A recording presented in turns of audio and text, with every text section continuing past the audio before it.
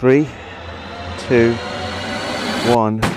In front of you right now, I have 5 of the most extreme smartphones that money can buy, each one with super specialized, highly advanced features that you've never seen before. So number 5 is the Doogee S97 Pro, a device that I'm titling the Spy Phone, thanks to 2 very sneaky abilities it has. For starters, a laser that's not just for finally getting revenge on your feline companions, you can also use it to measure the distance to your target, which in this case is Josh, my camera guy. Some esteemed work you're doing there. I'm a filmer. See, when you fire a laser, you're basically firing a pulse of focused light. That light travels to the target and then reflects back off it. And because laser light specifically travels at a consistent speed throughout Earth's atmosphere, you can reliably use the time taken for that laser to return to measure distance. But it's not just that. Because this is also a smartphone and not just a tape measure, you can measure the distance horizontally, you can measure the distance vertically, and then this can use that to tell you the area of the wall. And if I also add in the depth measurement, it can tell me the volume of the room. But there's another ability. This is an underwater camera. I mean, technically any phone is an underwater camera, some just only once. The point is, this phone has not just the protection to be able to withstand the depths, but at the same time, an underwater mode, which clarifies the image while you're under the water, but also allows you to control the entire camera app using the buttons, because of course, capacitive touchscreens do not work in the water. Okay, so the phone is in the pool, it is recording using this underwater mode. I'm about to jump in and see what the footage looks like. 3, 2, 1.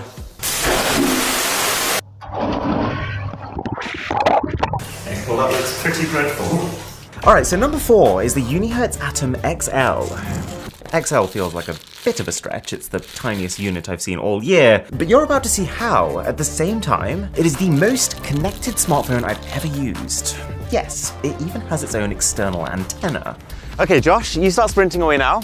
This will make sense very shortly. See, the way that a normal cellular phone works is that, let's say we're on a call and I say a word to you. My cellular phone uses its tiny little antennae to send out tiny little radio waves that are carrying that word. But because these waves are so small, they don't travel very far. And so I need to make sure that I'm near a cell tower that can pick up those waves, convert them to a signal, send that signal via cable to the closest cell tower to you, and then convert them back to tiny waves that your cellular phone can pick up. If either of us is not near one of those cell towers though, that chain breaks, and you end up with one of these situations. But that is where this phone comes in, which has not just cellular calling capability, but also a walkie-talkie, or two-way radio feature. And this means that it can use its larger antennae on top to send out larger radio waves, which, because they're larger, can travel further, and thus don't need to go via cell towers and be compressed. They can just go directly from me to you. So, providing that you're in about a 10-kilometer radius of the person you're calling, this should mean more reliable, better quality, and more importantly, free calls without even needing a SIM card. And to test that theory, I actually bought 2 of these phones. Josh has the other one, and I'm hoping at this point that he is thousands of meters away. So let's try a normal phone call first. Hey Josh. Hello. Where did you get to? I am about a kilometre away, in the woods somewhere. In the woods somewhere. Okay, how would you rate the quality of this call? A pretty solid 7 out of 10, just like your mum. And now let's try a two-way radio call. All I need to do is to make sure I'm on the same frequency as him, and I should be able to talk. Hey Josh, how does this sound? Hello, it sounds extremely good. It actually sounds a lot more full and less compressed, and there's less wind noise through this one, surprisingly. Whoa, that's a glowing review. Hey Josh, do you want to head back now? Over and out. I feel like I'm in a movie. This is great. All right, now we're taking it up another notch. This phone right here, the AGM Glory Pro, breaks not 1, but 2 records. Look at this thing. What a beast. The first record being its speaker. The product description is pretty amusing. It says, you will have no chance to ignore any phone calls, but you should warn your friends in advance, else they may think it as an earthquake alarm. I'm really excited about this one actually, because normal phone speakers are practically useless when it comes to outdoor environments. Let's see if this one lives up to its claims. So this is playing from my iPhone 13 Pro Max, which is about as loud as most phones get. And this is playing off the AGM Glory, which they're saying is rated at 110 decibels, with the equivalent to being in the audience at a loud orchestra. Not gonna lie, that is shockingly effective. Unlike the Skate. But it ain't just the speaker. The AGM Glory Pro also has the best night vision of any smartphone. So for starters, one of its cameras is a thermal camera, which is basically a sensor that's geared towards picking up infrared light, which is just naturally given off by hot objects. So we're in pitch black here, right? There's no one around. Not according to this phone, which apparently has 2 times the resolution and half the reaction time of any other thermal camera on a phone. But to be fair, it still looks pretty abstract to me. But then it goes a step further, because let's say what you wanted to see wasn't a human subject. Let's say you wanted to see your basketball net, for example.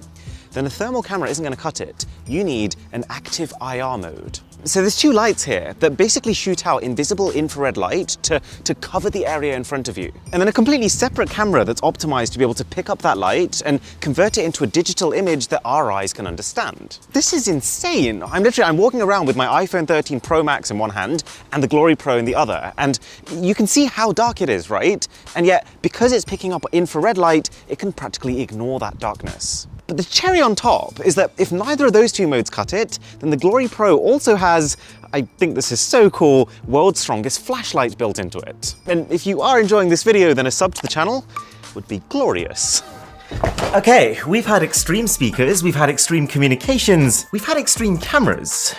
What's left? Well, the YOETV WP15 is the most extreme battery you can get on a smartphone. So for perspective, in 2022, I would consider 4,000 mAh to be a solid capacity, 5,000 mAh to be a very strong capacity, 6,000 mAh to be exceptional, and then anything above that doesn't exist in the mainstream market. This phone has a 15,600 mAh battery, and we're gonna test it. So on this table right now, we've got the YOETV WP15 against the very latest top-of-the-line Samsung Galaxy S22 Ultra. They're both at 100%, so I'm going to unplug them at the same time, and then see how much battery each one loses after 1 hour of continuous screen-on time. I wouldn't say I'm optimistic about YOETV's efficiency. I can't imagine they've put particular care into picking super energy-efficient components and optimizing the software, but through the sheer brute force of 15,600 mAh, it does in fact win by a fair margin.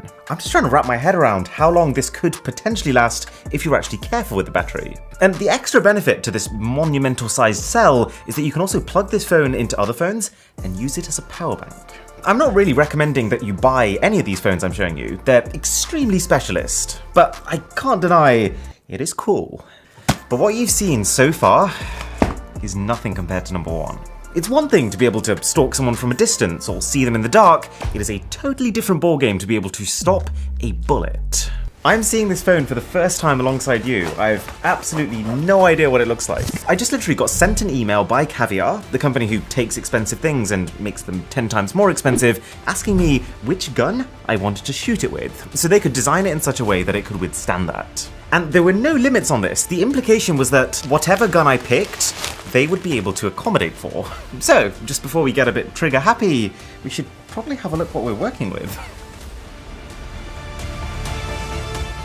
So this is a classic Caviar box right here, just black leather everywhere. I feel like a lot of the time I do these unboxings, I have like at least an idea of what the phone might look like. I'm going in completely blind here. 3, 2, 1. Ooh, that is unexpectedly spicy. You know, when I was first told that like we were gonna have a bulletproof phone, in my mind it was gonna be like 50 centimeters of metal on the back, but that actually almost looks stealthy.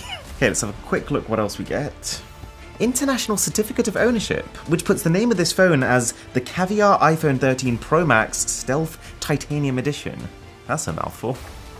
And then 3 more boxes. So the first one is a USB-C to Lightning cable. The second one is just a standard Apple adapter. And then the third one is always interesting because every now and again, Caviar will make like a custom pair of earphones to go with a phone. Oh. AirPods. It's all about the phone. This is so cool. Apparently the inspiration for this phone actually came about because of the news stories showing how past iPhones with their strong metal bodies had previously saved the lives of journalists and soldiers by accidentally stopping shrapnel in its tracks. Oh, I really like it. Most phones I've had from Caviar are far too obnoxious to actually carry with you.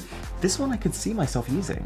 And they've made the back of the phone titanium, which makes a lot of sense because it has the strength of steel, but is significantly lighter. Can we just not shoot it?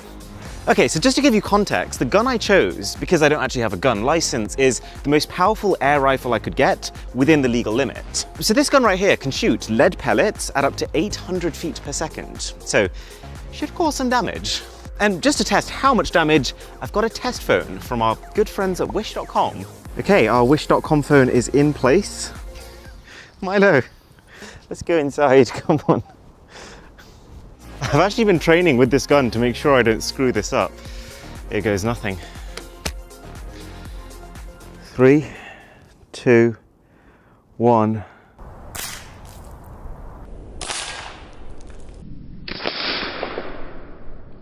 Oh my God.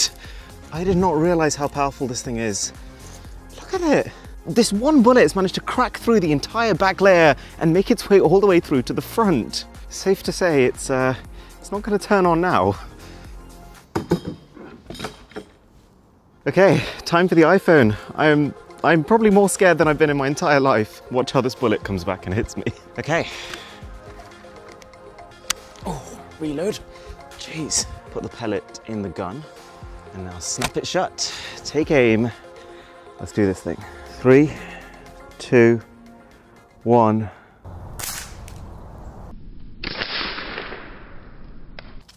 No!